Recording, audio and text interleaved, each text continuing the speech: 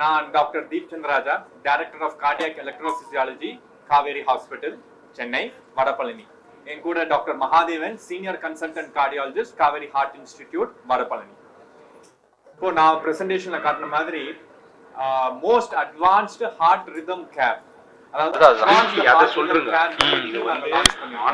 Kaveri hospital, வடபழனியில. Heart rhythm care இந்த துறை, அந்த ஃபீல்டுக்கு பேரு தான் கார்டியாக் எலக்ட்ரோபிசியாலஜி. கார்டியாக் எலக்ட்ரோபிசியாலஜிங்கிறது ஹார்ட்ல எலக்ட்ரிக்கல் வயர்ஸ், இதுல பிரச்சனைகள். ரொம்ப ஹார்ட் ரேட் கம்மியா போச்சுன்னா பேஸ் மேக்கர் வைக்க வேண்டிய அவசியம் வரலாம். டெஃபினட்டா பேஸ் மேக்கர் எல்லாரும் கேள்விப்பட்டிருப்பீங்க. அதே சமயம் சரத்குமார் சார் சொன்ன மாதிரி அவருடைய ஓன் ரிலேட்டிவ் ஃப்ரெண்டு ஒருத்தவங்களுக்கு ஹார்ட் ரேட் ரொம்ப அதிகமா போச்சுன்னு சொன்னாரு, 200க்கு மேல போச்சுன்னு சொன்னார் இல்லையா. அந்த பிரச்சனையும் வரலாம். ஹார்ட் எலக்ட்ரிக்கல் வயர்ஸ்ல ஷார்ட் சர்க்யூட் ஏற்பட்டா ஹார்ட் ரேட் ரொம்ப அதிகமாகும். இந்த துறை, இந்த ஹார்ட் ரிதம் பிரச்சனைகள் பார்க்குற துறை தான் கார்டியாக் எலக்ட்ரோபிசியாலஜி. அந்த துறையோட கிளினிக்கல் லீட் தான் நான் காவேரி ஹாஸ்பிட்டல்ல வேலை செஞ்சுட்டு இருக்கேன். ஸோ இதுல ஹார்ட் ரிதம் கேருக்கு இத்தனை நாள் நாங்க எக்ஸ்ரே யூஸ் பண்ணி வேலை செஞ்சுட்டு இருந்தோம். எக்ஸ்ரேல கால் வழியாக ஹார்ட் ரிதம் கெத்திட்டர்ஸ் எல்லாம் எடுத்துட்டு போவோம். அந்த பிளேடுன்னு வச்சுக்கலாம், ஸ்கேல்பல் பிளேடுன்னு வச்சுக்கலாம். அதெல்லாம் ஹார்ட்டுக்குள்ள எடுத்துட்டு போய் இந்த எக்ஸ்ரே மூலமாக எங்க பிரச்சனை இருக்குன்னு பார்த்து கண்டுபிடிச்சு அதை சரி பண்ணிட்டு இருந்தோம். ஆனா இப்பொழுது 3D எலக்ட்ரிக்கல் சிஸ்டம், நான் உங்களுக்கு பிரசன்டேஷன்ல காட்டியிருந்தேன். 3D எலக்ட்ரிக்கல் சிஸ்டம்னு ஒண்ணு முதல் தடவை அதோட லேட்டஸ்ட் ஜெனரேஷன் கார்டோ வெர்ஷன் 8 அதை வந்து சென்னையில லான்ச் பண்ணியிருக்கோம். இது வந்து தமிழ்நாட்டுல முதல் முறை. Number 2, live intra cardiac echo, அதாவது எக்கோ ஸ்கேன். எல்லாருக்கும் அல்ட்ராசவுண்ட் ஸ்கேன் கேள்விப்பட்டிருப்பீங்க. அதே ஹார்ட்டுக்கு echo scan, echocardiography scan கேள்விப்பட்டிருப்பீங்க. அதே ஹார்ட்டுக்குள்ள போய் எக்கோ ஸ்கேன் பாக்குறது தான் இன்ட்ரா கார்டியாக் எக்கோ. இந்த லைவ் இன்ட்ரா கார்டியாக் எக்கோங்கிறத ஒரு ப்ரொசீஜரை நாங்க இந்தியாலேயே முதல் தடவை அந்த 3D சிஸ்டமோடய யூஸ் பண்ணி பண்ணியிருக்கோம். அதுதான் கார்டோ சவுண்ட் டெக்னாலஜி.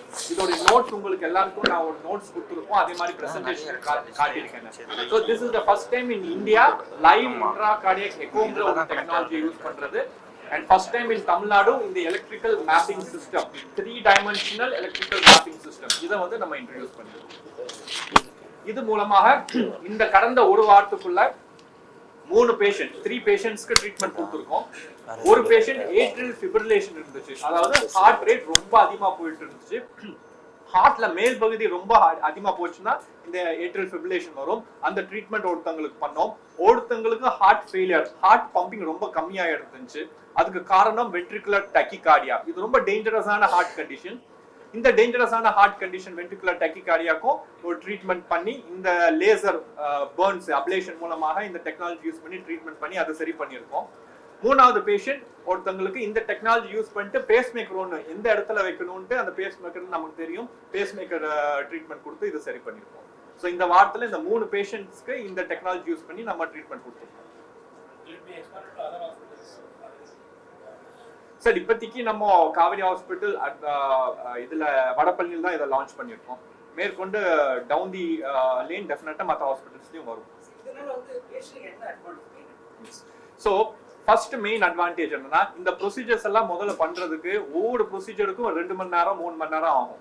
இப்போ வந்து இந்த ப்ரொசீஜர்ஸ் மூலமாக half an hour 1 hourலயே எங்களுக்கு டயக்னோசிஸ் வந்துருது. ஸோ ப்ரொசீஜர் டியூரேஷன் கம்மியாகுது.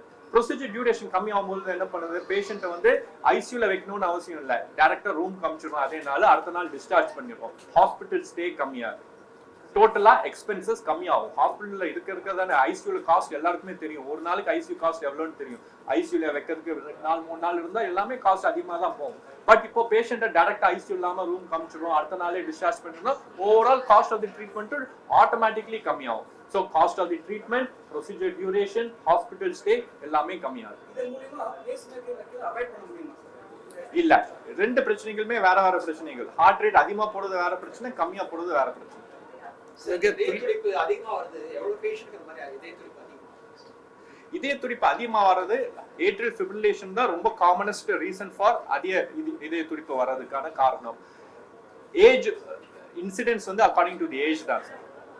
70 years and plus 1 in 10 patients, 1 in 10 persons will have this problem, atrial fibrillation. Age கம்மியாக இதோட frequency கம்மி. 1 in 200 to 300 patients can have heart rhythm problems less than 50 years. Sir, heart சம்பந்தமான வியாதிகள் நம்ம பாதிக்கப்பட்டிருக்கோம் எப்படி தெரிஞ்சுக்கிறது? ஏன்னா இது எல்லாமே ஜெனரல் செக் போறது கிடையாது. ஒரு 10% people கூட கூட ரெகுலர் அது சிம்டம்ஸ் சொல்லுங்க. என்ன மாதிரியான விஷயங்கள் வந்து நம்ம அஃபெக்ட் ஆயிருக்கும் நமக்கு ஹார்ட் ரிதம் பிரச்சனைகளுக்கான நல்ல கேள்வி. நீங்க சொன்ன மாதிரி இப்போ சார் சொன்ன மாதிரி ஹார்ட் ரிதமும் பிளாக் டிஃப்ரெண்ட். சார் சொன்ன எலக்ட்ரிக்கல் வயர் வந்து நம்ம எப்படி ஹார்ட் சவுண்ட்ஸ் ப்ரொடியூஸ் பண்ணுறது, லேப்டாப் ப்ரொடியூஸ் பண்ணுறதுக்கு எலக்ட்ரிக்கல் வயர் மாதிரி இருக்கு. இதில் பாதிப்பு ஏற்படும் போது ஒன்று பல்ஸ் கம்மியாகலாம். சார் சொல்கிற மாதிரி 40-30 வரும்போது ஒருத்தர் வாழ்க்கையை வாழ முடியாது. ஸோ அவருக்கு தலை சுத்தல் வரலாம், பம்பிங் ஹார்ட்லேருந்து ரத்தம் வெளியில் வராதனால அவருக்கு தலை சுத்தல் வரலாம், நடந்தால் மூச்சு வாங்குறது வரலாம், ஒரு மாறு படபடப்புன்னு இருக்கிறதுக்கு வாய்ப்புகள் வரலாம், ஹார்ட்லேருந்து ரத்தம் வராதனால ரொம்ப சோர்வாக இருக்கிறதுக்கு வாய்ப்புகள் வரலாம். ஸோ அப்போ நீங்கள் ஒரு டாக்டர் உங்களை பரிசோதிக்கும் போது உங்களுக்கு பல்ஸும் பிபி தான் ஃபஸ்ட்டு எல்லா டாக்டரும் பார்க்க போகிறாங்க. அதில் பல்ஸ் கம்மியாக இருக்கணும் போது சார் சொன்ன மாதிரி பல்ஸ் கம்மியாக இருக்கும் பிராடிகார்டியான்னு சொல்லுவோம். அதுக்கான எவிடன்ஸ் என்ன, காரணங்கள் என்னன்றதை நீங்கள் பார்க்கணும். இன்னொன்று வந்து பல்ஸ் அதிகமாக இருக்குது. இப்போ வேகமாக ஹார்ட்டு துடிக்கிறதுனால ரத்தம் நிறையா வர முடியாது. ஹார்ட்டு வெறுங்கி சுருங்கி விரியறதுக்கு வந்து கொஞ்சம் கால அவகாசம் கொடுக்கணும். இப்போ 60 செகண்ட்ல 200 தடவை பீட் அடிக்கணும்னு சொல்லும்போது ரத்தம் வர்றது கம்மியாக தான் இருக்கும். அப்பவும் இதே மாதிரி படபடப்பு இருக்கும், வேர்வைத்தன்மை இருக்கும், ரத்தம் நிறைய வரதுனால அப்பவும் தலை சுத்தல், மயக்கம், சில பேர் சார் சொன்ன மாதிரி வென்டிகுலர் டாக்கி இடையில வந்தால் உயிர் இழப்பதற்கு வாய்ப்பு உண்டு. ஸோ எந்த விதமான பிரச்சனையும், ஒரு படபடப்போ ஒரு சோர்வின்மையோ ஒரு மூச்சு வாங்குறதோ நீங்கள் அசாதாரணமாக எடுத்துக்காதீங்க. உங்கள் மருத்துவரை பார்த்துட்டு அதுக்கான காரணத்தை கண்டுபிடிக்கணும். சார் இன்னொரு கொஸ்டின் வழியில் பார்த்தீங்கன்னா ஒரு ஹார்ட் அட்டாக்னா ஒரு 45-50 வயசு வருமா, இப்போ 10 வயசு பையன் 20 வயசு பையன் இந்த கோவிடுக்கு அப்புறம் நிறைய பேருக்கு ஹார்ட் அட்டாக் வந்துருக்காங்க. இப்போ கரெக்ட். இப்போ இந்த ஹார்ட் அட்டாக் பத்தி நாங்க இப்போதைக்கு பேச விரும்பல. ஏன்னா இந்த ஹார்ட் அட்டாக் எல்லாத்தையும் கன்ஃபியூஸ் பண்ணி விட்டுரும். காமனா ஹார்ட் அட்டாக் எல்லாருக்கும் வருதுன்னு நமக்கு தெரியும். எல்லாருக்கும் தெரியும் ஹார்ட் அட்டாக் வந்ததுலாம் இந்த மார அடைப்பு, நெஞ்சு வலி. ஒரு ஏஜ்ல வந்து கோவிட் வந்ததுக்கு அப்புறம் ஹார்ட் ரிதம் பிரச்சனைகளும் நிறைய பேருக்கு நாங்க பாக்குறோம். ஏட்ரியல் ஃபிப்ரிலேஷன், அதாவது ஹார்ட் ரேட் ரொம்ப அதிகமாகுது, எக்ஸ்ட்ரா துடிப்பு வர்றது, பிவிசிஸ்னு சொல்றது. கோவிட் வந்ததுக்கு அப்புறம் இதோடைய ஃப்ரீக்வன்சியும் அதிகமாக ஆயிடுக்குது. அது கோவிட் மட்டும் காரணம் இல்லை, இப்போ ஃப்ளூவே நிறைய ஆயிடுச்சுன்னு எங்க பார்த்தாலும் ஃப்ளூ இன்ஃபெக்ஷனு. இதுக்கான சைடு எஃபெக்ட்ஸ் வந்து ஹார்ட்ல இந்த சிம்டம்ஸ் சார் சொன்ன மாதிரி சிம்டம்ஸ் 4 சிம்டம் தான். படபடப்பு, மயக்கம், மூச்சு வாங்குறது, சோர்வை.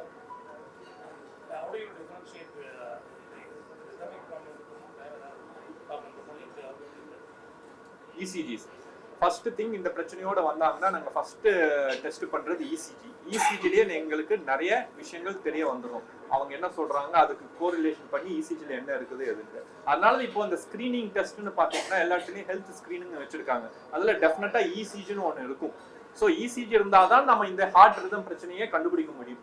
ஸோ இசிஜி எடுத்தாதான் யாருக்காவது இந்த பிரச்சனைகள் சிம்டம்ஸ் நாங்கள் சொன்ன சிம்டம்ஸ் இருந்தால் இசிஜி தான் ஃபர்ஸ்ட் ஸ்டெப். அங்கிருந்து நெக்ஸ்ட் டாக்டர் டிஸ்கஸ் பண்ணுவார். நெக்ஸ்ட் நீங்கள் அதுக்கு தேவை இப்போ ஒரு சார் சொன்ன மாதிரி ஒரு பல்ஸ் பிபி பார்த்து இசிஜி கேட்டதுக்கு அப்புறம் உங்களுக்கு எக்கோ கொடைகள் விடலாம். இப்போ 24 மணி நேரம் 72 மணி நேரம் கூட உங்கள் இருதய துடிப்பை பார்க்கறதுக்கான டெஸ்ட்லாம் இப்போ இருக்குது, ஹோல்டர். ஸோ நீங்கள் போட்டுட்டு வீட்லேயே கூட நீங்கள் பார்த்துட்டு அன்றாட வேலையை செய்யலாம். இந்த இருதய துடிப்பில் ஏதாவது தொய்வின்மை வருது, அதிகமாக போகுது, என்ன பண்ண அதிகமாக போகுது, கம்மியாக போகிறது எல்லாமே உங்களுக்கு வந்து மாரலே அட்டாச் பண்ணிவிட்டு நீங்கள் அசஸ் பண்ணிட்டு உங்கள் டாக்டர் போகலாம். ஸோ தீப்சந்த் மாதிரி எலக்ட்ரோஃபிசியாலஜிஸ்ட்லாம் இருக்கும் போது அதை ரீட் பண்ணிக்கிறதுக்கு, அதுக்கு அப்ரோப்ரியேட் ட்ரீட் பண்ணுறதுக்கு நம்மளாம் வந்து வெளியில் போயிருந்தாங்க அப்போல்லாம். இப்போ தீப்சந்த் மாதிரி நீங்கள் ட்ரெயின்ட் ஆகி இங்கே வந்ததுக்கப்புறம் it is easy for us. நீங்கள் சீக்கிரமே வந்து அதை காமிச்சு சீக்கிரமாக வைத்தியம் பண்ணால் ஒன்று உயிரிழப்பை தவிர்க்கலாம், இன்னொன்று வந்து குவாலிட்டி ஆஃப் லைஃபை நீங்கள் இம்ப்ரூவ் பண்ணலாம். ஹால்டர்னு சொன்னார் இல்லையா, அந்த ஹால்டருங்கிறது நம்ம ஐ வாட்ச் மாதிரின்னு வச்சுக்கோங்க. ஐ வாட்ச் நம்ம ரிதமை பார்த்துட்டே இருக்கும். ஆப்பிள் வாட்ச் இருக்குது, இப்போ நிறைய ஃபிட்னஸ் வாட்சஸ் இருக்குது. இதுல எல்லாமே ரிதம் கண்டினியூஸா மானிட்டர் போயிட்டே இருக்குது. யாருக்காவது ஏதாவது பிரச்சனை படபடப்பு இருந்துச்சுன்னா இப்பெல்லாம் என்ன பண்றாங்க, என்கிட்ட நிறைய பேஷண்ட்ஸ் வராங்க வந்து சார் ஆப்பிள் வாட்ச்ல இது காமிச்சிருக்கு சார் அப்படின்னு. ஸோ அதில் பார்த்து எங்களுக்கு கொஞ்சம் யூஸ்ஃபுல்லாக தான் இருக்கும். அதை பார்த்துட்டு ஓகே இதுதான் நடந்திருக்கு அந்த நேரத்துக்குன்னு எங்களுக்கு தெரிய வரும்.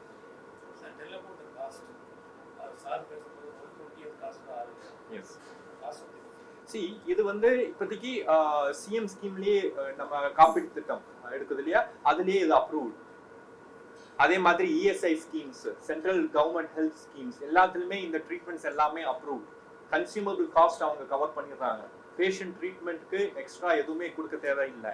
இது ஆல்ரெடி நாங்க ட்ரீட்மெண்ட் பண்ணிட்டு தான் இருக்கோம். இந்த heart rhythm facilities x-ray use பண்ணிட்டு இருந்தோம். இப்போ இந்த நியூ டெக்னாலஜி யூஸ் பண்ணிட்டு பண்ண போறோம். அவ்வளவுதான். சார் ஹார்ட் ரிலேட்டட் டிசீஸ்ல அஃபெக்ட் ஆகாம பேசிக் ப்ரிகாஷன்ஸ் சில விஷயங்கள் ஃபாலோ பண்ணி ஃபுட் வரைக்கும் எல்லாமே நமக்கு நிறைய இந்த ஹார்ட் ரிதம் பிரச்சனை இருக்கிறவங்களுக்கு நான் வந்து நான் சொல்றேன், இந்த மார அடைப்பை பத்தி நான் இன்வால்வ் பண்ணல. இந்த ஹார்ட் ரிதம் பிரச்சனை இருக்கிறவங்களுக்கு நான் யூஸ்வலா சொல்றது காஃபி கொஞ்சம் கம்மி பண்ணிக்கோங்க, காஃபி அவாய்ட் பண்ணுங்க. நம்ம ஊர்ல அந்த கல்ச்சர் ஸ்லோவா வந்துட்டு இருக்கு. ஒரே நாள்ல பிளாக் காஃபி, அந்த எக்ஸ்பிரஸோ, அப்புறம் இந்த அமெரிக்கானோ இந்த மாதிரி எல்லாம் காஃபி நம்ம கல்ச்சர்ல வந்துச்சு. இது வந்து ஒரே நாள்ல 8 இருந்து 10 கிளாஸ் ஒரு அடிஷன் மாதிரி ஆயிடுச்சு. இது வந்து ஹார்ட் ரேட் அதிகப்படுத்தும். ஹார்ட் ரிதம் பிரச்சனை இருக்கிறவங்களுக்கு இதெல்லாம் ஒரு ட்ரிகரா இருக்கிறதுக்கான வாய்ப்புகள் இருக்கு. ஸோ காஃபி கம்மி பண்ணிக்கோங்க. ஆல்கஹால் அன்ஃபார்ச்சுனேட்லி ஆல்கஹாலும் ஒரு பிரச்சனை இருக்கு. ஏன்னா ஆல்கஹால் எடுக்கிறவங்களுக்கு ஹார்ட் ரிதம் பிரச்சனைகள் வர்றதுக்கான வாய்ப்புகள் மிக அதிகம். ஸோ லைஃப் ஸ்டைல் சேஞ்சஸ்னு பார்த்தீங்கன்னா இந்த ரெண்டு. வெயிட் அதிகமாக இருக்கிறவங்களுக்கு நான் யூஸ்வலாக கேட்குற கேள்வி ஒன்று, கொரட்டை வர்ற பிரச்சனை இருக்குதுங்களா? இதுக்கு நான் வீடியோஸும் கொடுத்துருக்கேன், பிஹைண்ட் வுட்ஸ்லாம் we have talked about it. கொரட்டை வர்ற பிரச்சனை இருக்கான்னு கேட்போம், ஸ்லீப்பிங் ப்ராப்ளம் இருக்கான்னு கேட்போம். ஏன்னா இதுக்கும் ஹார்ட் ரிதம் பிரச்சனைகளுக்கும் ரொம்ப ஸ்ட்ராங் கனெக்ஷன். ஸோ நீங்கள் கேட்ட கேள்வி ஹார்ட் ரிதம் கனெக்ஷனுக்கும் லைஃப் ஸ்டைலுக்கும் என்ன கனெக்ஷன் எதாக இருக்கான்னா காஃபி, ஆல்கஹால், ஸ்னோரிங், இந்த 3 விஷயம்.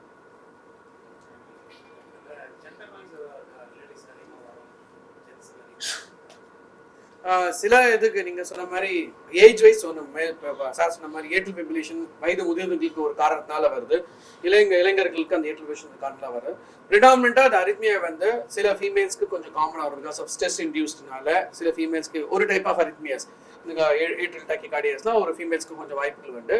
பட் ரொம்ப வைட் அண்ட் கேப் எதுவுமே கிடையாது. ஸோ எல்லா ஆண்களுக்கும் வரலாம், பெண்களுக்கும் வரலாம். இதனால நீங்க சார் சொன்ன மாதிரி ஸ்ட்ரெஸ் ஃபேக்டர்ஸ் ஒன்று, ஃபுட் ஹேபிட்ஸ்னால கன்சம்ஷன் ஆஃப் கேஃபைன் நிறைய இருக்கிறது, அப்ஸ்ட்ரக்டிவ் ஸ்லீப் அப்னியா இருக்கிற மாதிரி இருக்கிறவங்க கண்டிப்பா அந்த ரிஸ்க் ஃபேக்டரை மாடிஃபை பண்ணா இந்த மாதிரி வரதை நீங்க தவிர்க்கலாம். இந்த தன்னதுல ஒரு இம்பார்ட்டன்டான இன்ஃபர்மேஷன், ஏன்னா சில குழந்தைகளுக்கு வரும். அதாவது நமக்கு எப்படி 5வது விரல் ஒரு 6வது விரல் இருக்கும் சில பேருக்கு, அதே மாதிரி ஹார்ட்டுக்குள்ள ஒரு எக்ஸ்ட்ரா எலக்ட்ரிக்கல் வயர் இருக்கும். அந்த குழந்தைங்களுக்கு அவங்க ஏஜ் ஆகும் பொழுது யூஸ்வலா இதே ஹிஸ்டரி சரத்குமார் சார் சொன்ன மாதிரி திடீர்னு 10 வயசு 12 வயசுல ஸ்கூல் படிச்சுட்டு இருக்கேன், ஸ்கூல்ல கிளாஸ்ல திடீர்னு ஹார்ட் ரேட் 200க்கு மேல போயிடுச்சுன்னு அந்த கம்ப்ளைண்ட் எடுத்துட்டு வருவாங்க. அந்த எடுத்துட்டு வரும்பொழுது நாங்க வந்து அவங்களுக்கு இந்த ட்ரீட்மெண்ட் இருக்குன்னு பார்த்துட்டு இந்த ஹார்ட் ரிதம் ட்ரீட்மெண்ட், அந்த குழந்தைங்களுக்கு 12 வயசு குழந்தைங்க வந்து லைஃப் லாங் மெடிசன்ஸ் கொடுத்துட்டு இருக்கோம். நல்லது இல்லை இல்லையா? ஸ்பெஷலி ஃபீமேல் குழந்தைங்க, அவங்களுக்கு ஃபேமிலி எல்லாம் இருக்குது, ஃபேமிலி எல்லாம் 18 இயர்ஸ் 19 இயர்ஸ். ஸோ இந்த எக்ஸ்ட்ரா வயர் இருக்கிறவங்களுக்கு நாங்கள் மெடிசன்ஸ் அவாய்ட் பண்ணிடுங்க. இது ட்ரீட்மெண்ட் பண்ணி இதை ஒரேடியா சரி பண்ணிக்கோங்க. எவ்வளோ பேஷண்ட்ஸ்க்கு ஸ்கீம்லேயே நாங்கள் பண்ணி சரி பண்ணி கொடுத்துருக்கோம். குழந்தைங்க 6 வயசு 7 வயசு எல்லாம் அனஸ்தீசியால பண்ணி முடிச்சிருவோம் அவங்களுக்கு. அடுத்த நாள் இருந்து நோ மெடிசன்ஸ் கியூர்டு. இதுக்கப்புறம் நிறைய பேர் நம்மளை மறந்து கூட போயிட்டு வாங்க. So they don't come also, follow up வரணும்னு கூட அவசியம் இல்லை. நான் சொல்லுவேன். Thank you sir.